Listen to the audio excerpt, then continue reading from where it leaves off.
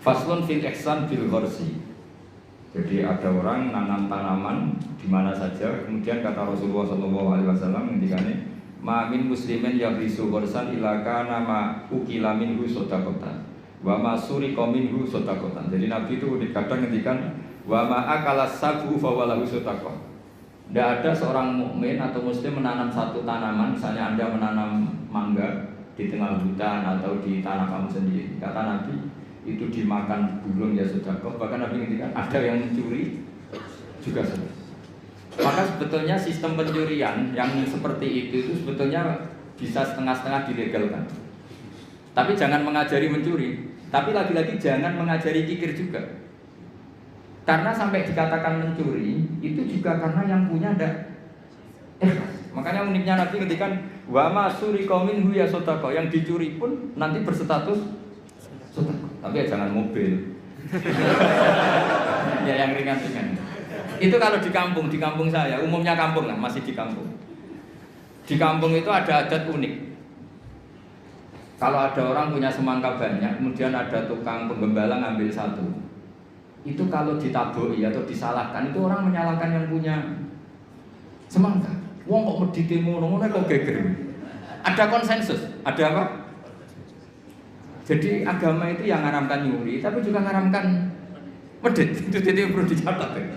Coba sama lihat di kampung-kampung, ada orang punya 1 hektar atau 1 ladang, terus punya mangga banyak. Ada yang nyuri 1 digebukin, orang nyalakan siapa?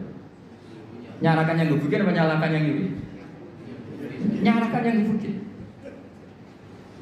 Lah yang nyuri akan karuan salah, jadi gak perlu disalahin gitu. Tapi yang jelas Nabi ngendikan kalau ada orang punya tanaman kemudian dimakan hewan atau dicuri, bahasanya Nabi masih suriko, maka itu menjadi sedekahnya dia. Nah kemudian di fikih itu ada bab yang agak sensitif, namanya ulima ridho. Ulima ridho itu nggak pamit, tapi kira-kira yang punya pasti boleh, itu boleh. Wah kalau enggak semua dosen, semua kiai, semua santri pernah nyuri kalau itu. Karena gini, misalnya saya akrab, ya saya misalnya akrab sama seseorang, pas di kamar mandi misalnya. Terus saya pakai HP-nya karena penting tak pakai handphone. Itu nyuri apa pinjam? Enggak jawab saja. Nyuri apa pinjam? Nyuri enggak pamit.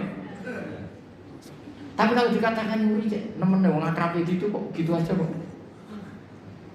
Parah lagi kalau kamu marung, itu di fikih itu mesti nyuri semua. Coba kamu ke warung, terus ada gedang goreng di situ kamu makan. Coba itu apa? Nyuri apa enggak? Dikatakan nyuri itu di depan umum. Dikatakan beli wong belum kamu bayar. Dikatakan tamu wong itu warung kok tamu. Jadi di fikih itu didiskusikan seperti itu. Nah, kalau dikatakan ya coba itu status kamu makan itu apa coba? Ketika Anda makan statusnya apa? Nyuri kan, kalau kebetulan bakulnya pas ke dalam. Loh nyatanya ada yang nyuri juga, habis 3 bilang 2. Coba seperti itu. Nah di fikih itu sampai jadi debat ya. Jadi perdebatan seru itu. Namanya bek mu'athah. Fikih itu bakas bek apa? Mu'athah. Bek mu'athah itu tidak ada ijab qabul, tapi secara adat seperti itu. Ya saya ulang lagi, gak ada ijab qabul tapi secara adat seperti itu. Akhirnya kita ngambil gedang goreng sampai 5. Nanti kelihatan nggak benernya begini, kita punya asumsi, punya estimasi harganya per 1 itu 1.000. Ternyata sama bakulnya bilang 5 berarti misalnya 10.000 apa? Kita akan estimasinya 1.000, ternyata diregani 2.000. Kita akan kaget. Jadi lalu pertanyaannya, fikih itu menjawab, lalu yang kita ikuti dengan jadi hakim itu kata baik, penjual apa pembeli? Kita harus sepakat pembeli karena dia yang punya. Dan kamu tidak dimasukkan jual beli tapi ifsad, merusak harta orang lain tidak pamit, maka kamu diberi sanksi, harganya mahal. Jadi sebenarnya kalau di fikih andai kan penjualnya bilang harganya 100.000, itu di hakim harus menang yang penjual. Karena kamu merusak harta orang lain tanpa pamit. Jadi akadnya bukan jual beli tapi merusak hak orang lain. Maka itu kalau di persidangan dimenangkan Penjual karena pemilik. Ya terserah saya, punya saya. Mau apa kalau kamu? Kamu aja selonang-selonong apa? Makan yang nyuruh. Makanya saya pernah kenal sama Kiai Jawa Timur, itu orangnya khusyuk. Itu kalau marung itu sampai bakalnya mantel. Teman saya mondok. Bu, niki gedang goreng begini pinten. 1.000 dek, niki dibayari 1.000, baru dimakan. Masih di tempat itu dia kepengen lagi, akad lagi. Bu, niki pinten. Ini tela goreng harganya pinten 1.500, dibayar lagi. Saking ininya akadnya itu jelas. Lama-lama anak itu tiap marung, dia aja marung rene ngel-ngel wong. Jadi kadang orang bener itu yang repotno gitu. Orang bener itu kadang yang repotno, tapi itu memang bener betul. Nah, makanya di fikih itu ada bab namanya bab olimar itu. Di kampung itu kalau ada orang punya semangka 1 hektar atau punya pohon mangga, kok orang ngambil 1 pamit itu mesti dimarahin kalau orangnya dermawan. Cung ngono ya kok kena butuh yang berjubuk. Makanya saya katakan nyolong ya haram, tapi medit juga. Ya itu aja Gus, nggak usah terus berarti Gus Pak ngalalkan nyolong ya enggak. Kamu itu enggak nyimpulkan sekacau itu ya enggak seperti itu. Tapi ini saya hanya maknani hadis. Kenapa Nabi ngendikan wa masuri qaumin husotako yang dicuri pun berstatus sedekah karena bahasa nyuri itu bahasa yang sudah ngekor. Dikatakan nyuri karena nyatanya tidak pamit. Dikatakan sedekah nyatanya yang punya ikhlas. Ini kan dua bahasa paradok. Wong nyuri kok distatuskan sedekah. Dari definisi nyuri ya memang nyuri wong enggak pamit. Tapi dari nyatanya halal karena yang punya ridho namanya sedekah. Kamu milih mana? Bahasa nyuri apa sedekah? Ya nyurinya ya ada. Sedekahnya juga ada. Ini jelas ini hadis sahih wa ma surika minhu sedekah. Terus wama akalas sabu fawalau sedekah. Misalnya yang makan itu burung atau apa ya juga jadi sedekahnya dia. Makanya di fikih bab paling sulit namanya bab mu'athah. Itu perdebatan Imam Syafi'i dan Abu Hanifah. Mu'athah itu adalah satu akad jual beli yang ditentukan oleh adat. Tidak ada ijab kabul. Ya itu tadi kayak orang marun tadi. Orang marun lalu makan gedang goreng itu statusnya apa? Atau naik bis. Sama kan nggak pernah kepikiran, karena sama nggak pernah mengkaji fikih serius. Yang kepikiran ya kita ini yang mengkaji fikih. Coba, saya naik bis. Biasanya saya kalau dari Jogja sering bis dari Semarang sampai Pandangan, sampai rumah saya Pandangan 4 jam dari Semarang.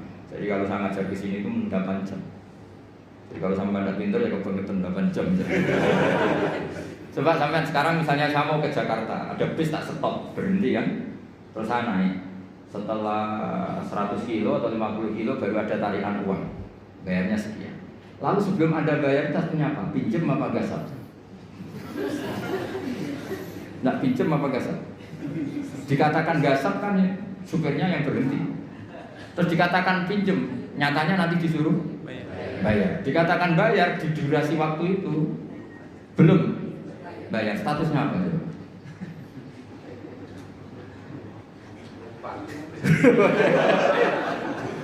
Lah kalau numpang begini, pas 50 kilo sebelum ditarik kondektor kamu turun. Jadi fikih itu punya sekian PR. Makanya di fikih itu mau tidak mau harus ada babun. Bab bagaimana transaksi sing ulima ridho, tidak ada akad yang verbal maupun eksplisit, tapi sudah diketahui kali itu pasti ridho. Ya kayak tadi, namanya bakul, ada orang makan gedang goreng itu ya seneng karena dianggap aset, dianggap kepayan terus. Tapi yang makan ini masalahnya punya estimasi, yang mulai masalah kan punya estimasi. Kemudian nak sanggup pas 2.000 gitu, ternyata di luar juga ada harganya 5.000. Makanya kalau kita sebagai kiai, saya sering punya santri yang pedagang gitu, mesti pesan saya tolong tarif harga itu dikasih. Makanya kayak warung Padang, beberapa warung yang sudah gitu pasti didikan dia itu disuruh apa nulis apa tarif apa harga. Karena kalau akad-akatan terus kan capek ini yang bakulnya ini. Ampun dia gua badhe bener gedang goreng ini harganya berapa? 1.000 dibayar. Itu anaknya orang sufi. Saking sufinya bapaknya itu dulu era Wesel itu enggak pernah diwesel. Karena bapaknya itu orang sufi. Nanti kalau Faisal itu uangnya ketuker sama uangnya orang lain, itu yang dikasihkan tidak uang saya tapi uangnya orang lain. Jadi kalau ngirim anak itu masih ada orang sufi itu. Kalau di UI kayaknya nggak pernah ada. Sudah modern sekali. Sampai segitu karena takut uangnya itu ketuker. Yang kamu terima itu tidak uangnya bapak tapi uang orang lain. Coba seperti itu sah nggak coba? Misalnya wesel online, yang dikasihkan uang kamu apa uang orang lain? Boleh enggak? Itu kalau menurut teori profesional kan nggak boleh. Mau miliknya orang lain kok di. Yang menjadikan boleh karena apa? Ulima ridho, orang lain itu juga ridho karena tergantikan. Kalau kamu ngajukan kredit ke bank, uang yang dikasihkan kamu itu uangnya bank itu uang orang banyak. Pamit gak? Wah ini bisa panjang kalau secara fikih.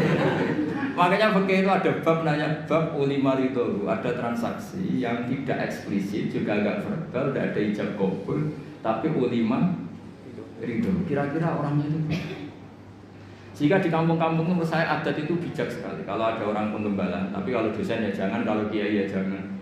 Itu kalau ngelak ya agar ngambil degan milik orang yang banyak. Jangan yang orangnya miskin punya pohon hanya satu, yang kira-kira punya banyak diambil. Itu kalau yang punya dipamitin, Pak tadi saya ngambil degan jenengan, itu mesti marah. Ngono kok pamit lah cocok. Karena dianggap satu sepele yang harus diridhokan. Akhirnya gara-gara pernah satu itu gak perlu pamit, yang lainnya ikut-ikutan. Lah yang mulai banyak itu yang loh kok tak kayak gitu. Jadi kalau satu dua kan dimaklumi. Makanya kalau di dunia kiai, ini kisah nyata ya. Ini bukan anekdot kisahnya. Ada kiai sufi. Kebetulan ini saya kenal orang ini karena masih keluarga. Orangnya sufi sekali. Itu punya pondok, pondoknya itu model pondok yang berkah gitu.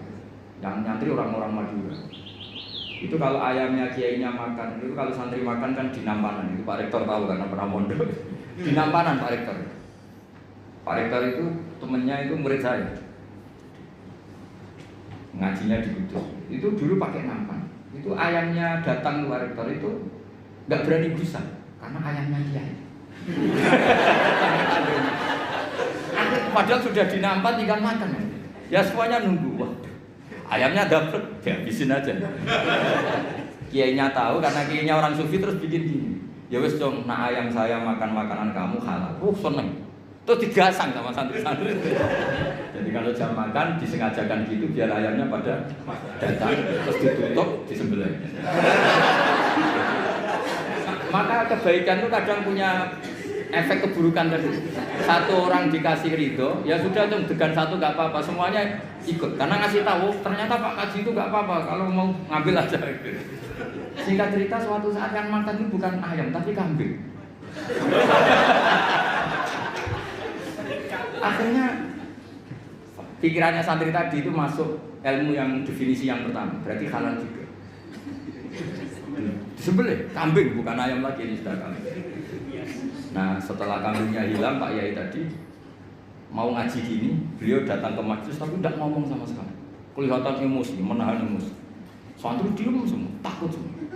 Terus ada santri cerdas, ini sudah di majelis kok tidak ngajar, nggak ngomong, nggak marah tapi cuma diem, ngempet emosi. Wal kadhimin al itu kira-kira. Yang di belakang tahu ini pasti urusan kambing. Yai, jangan marah karena kambing ya. Kiainya ya cerdas langsung bilang, yo kegedean aja. Maksudnya itu. Jadi yang belakang itu langsung bilang, Yai katanya yang makan makanannya santri itu halal. Nah kambing Pak Kiai makan makanan santri maka halal. Yo nak pedes kegedean aja. Kalau kambing itu ya kebesaran itu maksudnya. Nah cerita di kampung juga seperti itu. Ketika satu degan itu dimaklumi, orang itu kadang ngambil 10 dijual. Oh, itu kebanyakan ya berarti. Nah makanya di fikih itu hebat. Makanya Imam Abu Hanifah mengesahkan beul mu'atoh. Mu'atoh itu ulung-ulungan. Jadi tidak ada akad. Makanya kalau seperti penjualan online atau yang pakai apa terus uang ngambil sendiri, ngambil kembalian sendiri, itu repot kita Makanya fikih menyediakan banyak jualan yang seperti di kampus-kampus seperti SD. Kalau bapaknya pas pulang, anak ngambil sendiri, nanti ngambil susu kembalian sendiri. Itu menurut Abu Hanifah sah, dimasukkan bab mu'athah, melebu definisi auli maridun. Karena kalau kita sebagai teman akrab, misalnya di kamar mandi dicocok-cocok, aku pinjam HP-nya, mesti tersinggung ngono ae kok. Paham ya? Pinjam pulpen. Sebenarnya pinjam pulpen itu haram. Yang namanya pinjam itu sesuatunya utuh. Kalau pinjam pulpen kalau enggak itu mansinya. Pinjam HP, pulsanya kalau kan. Kalau nurutin gitu, wah kita dosa terus. Mau pinjam kok ada yang apa? Berkurang. Definisi isti'arah atau arah itu maaf bakoi ini sesuatunya masih utuh. Coba saya pinjam mau ke kamar belakang, airnya terkapur, terkurangi enggak? Tapi masa redaksi? Saya pinjam kamar mandinya, minta airnya. Itu konversi saya berbuat tersinggung. Kok segitunya itu? Maka lagi-lagi tadi nyolong ya tetap haram, tapi medit. Jadi kira-kira kalau Nabi masih sugeng, kok ada orang nyolong pelem, cuma nyolong. Tapi kalau yang punya marah, cuma medit. Kira-kira gitu. Jadi nasihatnya kira-kira gitu. Jadi yang nyolong ya dididik, yang medit juga. Subhanallah wa bihamdihi adada khalqihi wa ridha nafsihi wa zinata arsyihi wa midada kalimatihi. Subhanallah